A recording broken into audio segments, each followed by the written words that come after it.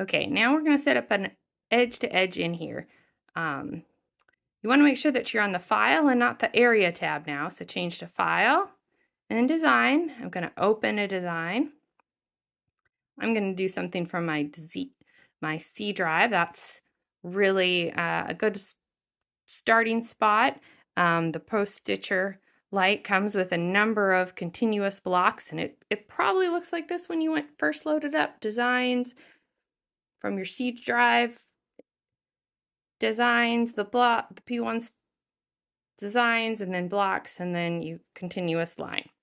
I'm on the continuous line.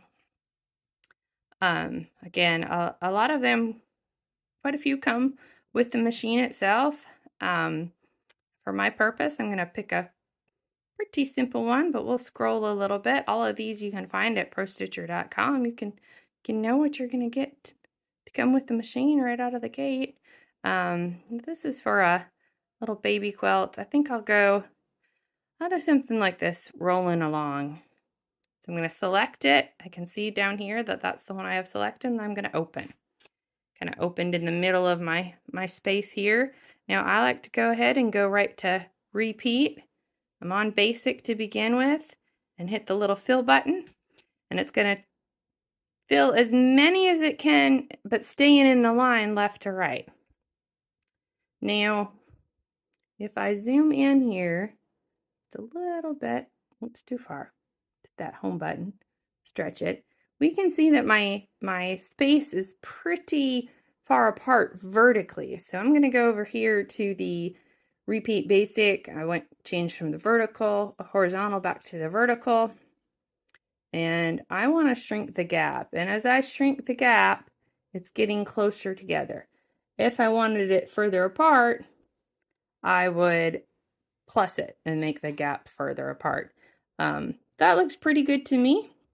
I'm going to go ahead and reposition this though, and that's going to take me to modify, reposition, and I want to move it to the top left of my area. So I'm going to actually kind of move my machine, and the needle right now, it's all set up so that if I move my needle to the top left, it's showing in the top left here. So I'm going to reposition my start point to kind of that top left.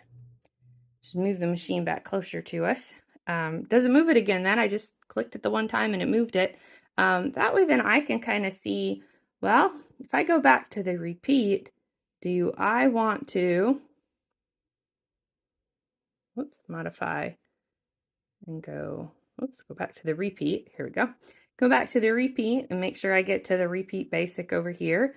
Do I want to go ahead and add one more repeat horizontally? Of course, that's going to make it outside my area line. That's okay. I'm really just trying to cover my quilt pretty good. So I'm going to do one more horizontally, one more vertically, maybe actually two more. And that way then all of the area on the bottom is covered, all the area up on the top is covered. Once I kind of move it. So I could do a couple things from here. I could decide to baseline it and resize it. I could baseline it and just kind of move it into place, covering the edges. It's okay on an edge design that it's not going to completely fit into your box. You probably don't want that on most edge designs because it's supposed to be edge to edge, and you're going to trim up, square off your quilt, and then put a binding on. So in my opinion, it's better to go a little bit further than your quilt on an edge to edge and make it kind of purposeful.